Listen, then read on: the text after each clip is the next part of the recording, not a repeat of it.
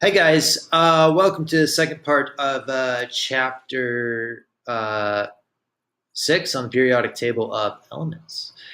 So in this section of the reading, he is having you guys go through the different parts of the periodic table, the different groups shown here in this picture in color. And we'll kind of go through them relatively quickly. I think your reading does a good job going through them more in depth, but there are some more specific things that you definitely need to know for your quiz and your test. So what are the three broad classes of elements? So all elements are either metals, nonmetals, or metalloids. So even though we have these different groups, all all elements are either one of three things: metals, nonmetals, or metalloids. Metals can conduct heat and electricity. That makes sense, right? I mean, any metal that you see, you've experienced this in your own life, like this fork. This fork gets hot, you're going to feel how hot it is. I mean, that's, basic sense. So that is true about metals on the periodic table as well. And two words that you'll see very commonly having to do with metals. Metals are malleable, which means they can be bent into thin sheets, and ductile, which can be made into a wire. You might have heard the word ductile, ducts, like above the ceiling here, we've got heat coming in. Those are ducts, D-U-C-T, not to be confused with the animal. They can be made into kind of pipelines and things. So that's a trait of metals, which is why you see copper wiring. The fact that something is malleable, you can, make things like forks and pens and computers because you can move metals around. Another trait of metals is they have high melting or boiling points. That makes sense too, because it takes a lot to melt down metals, right? You have to have a lot of heat. Non-metals are kind of the opposite. So they don't conduct heat or electricity. So if this fork was made out of, I don't know, let's say oxygen, it's not going to be hot when you heat it up, right? And many of the other properties are the opposite of metals as well, which you've probably seen in labs.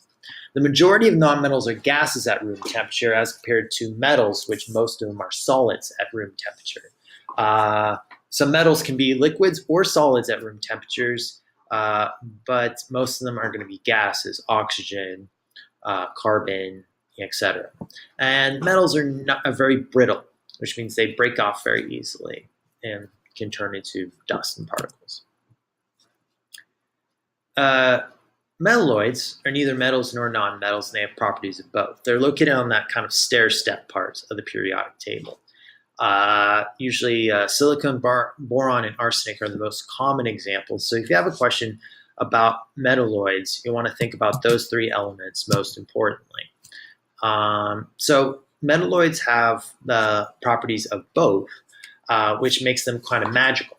So silicon, you may have heard silicon chips in computers and cell phones and devices. And the reason why it's so powerful is because it conducts electricity, yet a silicon chip has the properties of a non-metal, that it doesn't conduct it. It is able to hold the electricity, but isn't just a pure conductor.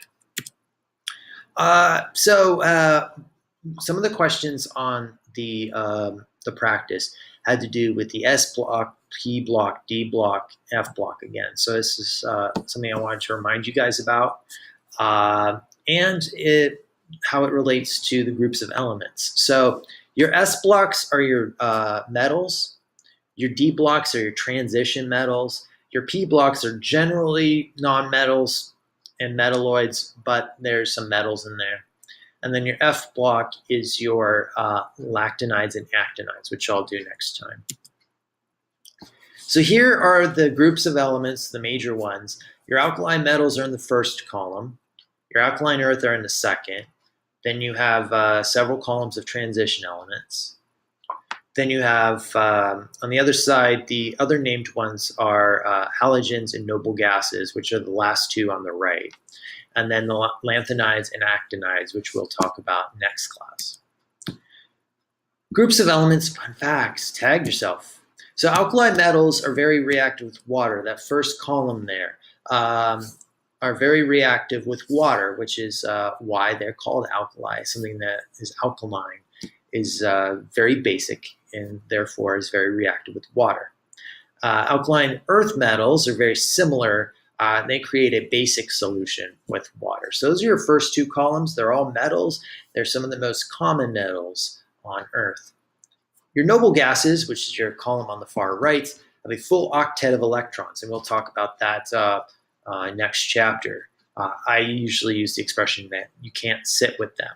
They have a full set, a little Mean Girls reference there. And they don't react. They're inert, which means they don't create reactions, and that's because they have a full octet of electrons. Halogens, which means salt former. Halogen means it forms with salt. They get more reactive as you go down the groups. So fluorine and chlorine are pretty reactive, but they get more and more reactive the bigger they get. So the groups of elements, scientists have learned that all the elements in the same group act the same way because they have the same number of valence electrons. So this is a little bit of a review. The valence electrons are the electrons in the highest energy level of an element. This is Holly Valance. She's a pop star from when I was in high school. And I always just remember that her name is spelled the same as valence electrons. Might help you out. So it's just those outer electrons. The number of the outer electrons depends on the properties depend on the number of outer electrons. And another thing to know is that each group has the same amount. So the noble gases, for example, have completely filled S and P sublevels, which makes them stable. That means they have 1, 2, 3, 4, 5, 6, 7, 8 electrons in their outer level. And each group has the same number as its group number. So alkali metals in group 1 have 1 valence electron. Alkali earth have 2.